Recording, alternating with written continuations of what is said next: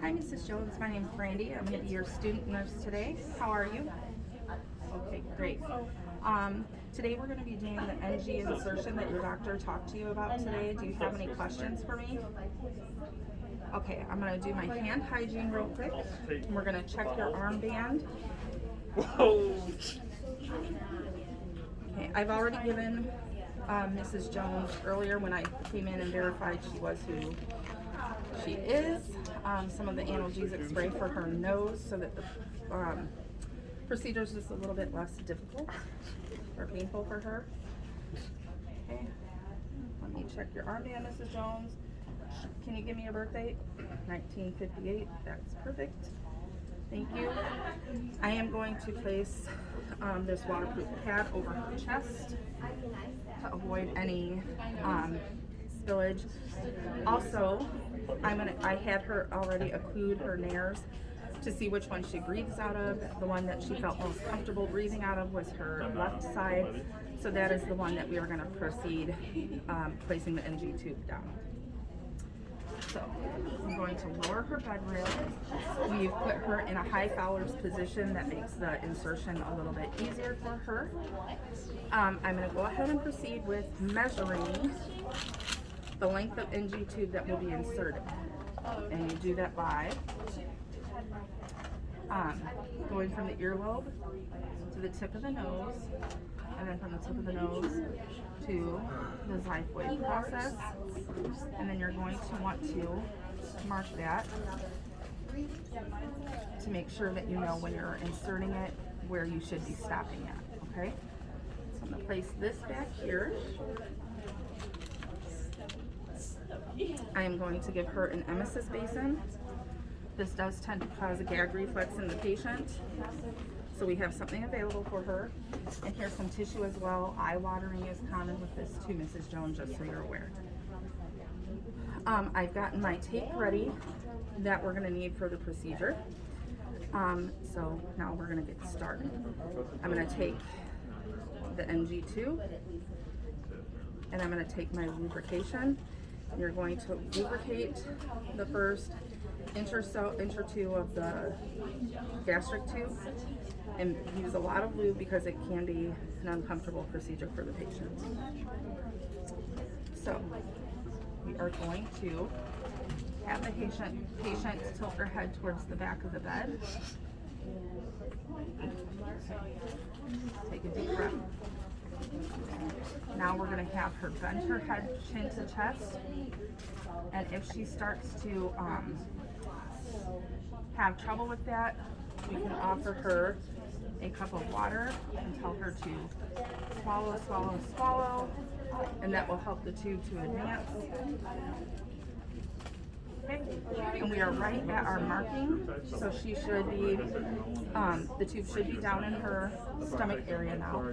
The gold standard to check that would be to perform an X-ray to make sure that you have that in the gastric area and not in a lung, especially if you're going to administer tube feeding or medications that would not want to go to the lungs. So I'm going to loosely tape that to her nose for the moment because I don't want anything to come out of place. Holy trick. I'm going to measure the excess tube that is out of the nose area and make sure to document that. Excuse me. Okay. I am then going to take this tube here. We're going to aspirate some of the stomach content. Okay. We're going to pinch this off and hold it. We're going to use our litmus paper here and test some of that gastric content. And it is below a 5.3, so that is a good indication that we are in her gastric field. Okay.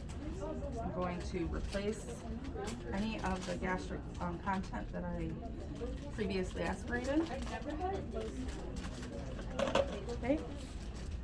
So. Is that everything?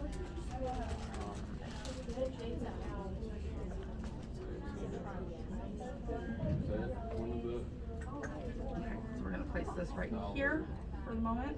Oh, yeah. And then I'm going to secure this to her nose. And you do this by taking one of your pieces of tape and you make a pair of pants out of it. Other facilities have more specific devices that will secure this for you. But you will place this on the tip of her nose. Then you will wrap the pieces of tape around the tubing to secure it so that it does not move. At this point, you can remove this tape from her cheek and discard that.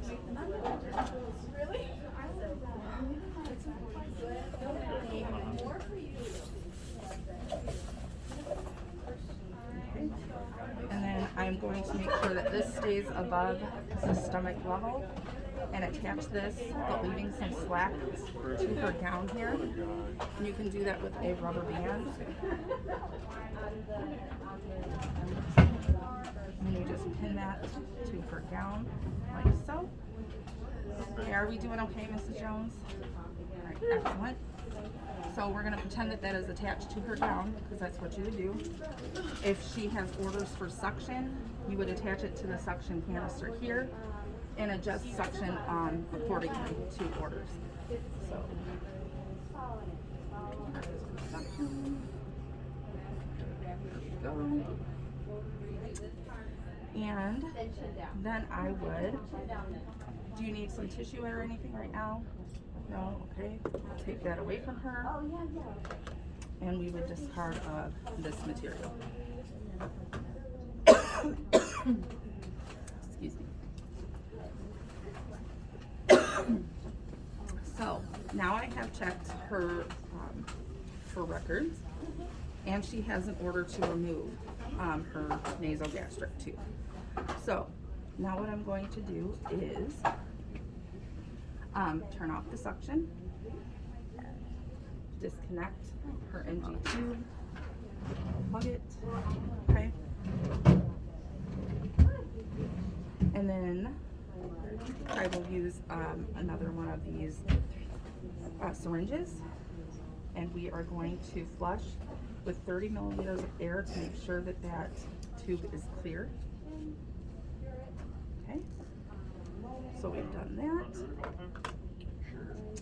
I'm still going to provide an emesis basin just to be safe and some tissue. You want me to take this, okay? And also place a waterproof pad over her chest. I would not be coughing like this. I would have stepped out of the patient room. Okay, Mrs. Jones. So I'm going to remove the tape from her so that that is not a problem. Okay, so what I want you to do is take a big, deep breath for me and hold it. And then we're going to withdraw the gastric tube in one smooth motion, relatively quickly, but not to fling it around the room because it's usually covered in mucus and other contents. So, almost there. Excellent. I would just place this right here in the chuck. Take all of this, remove with my glove, and discard into the trash. I would then clean up my entire area, ask Mrs. Jones if she needed anything. Would you like some water? Okay. I'm going to put your bed rail up for you, and I'm going to move you back down to a comfortable position and make sure your call bell is in reach. Oh, you want to stay sitting up for TV? Okay, perfect. Mrs. Jones, your call bell is right here. If you need anything, please just ring it and I will be back to check on you, okay? Okay, great. You did wonderful. Thank you.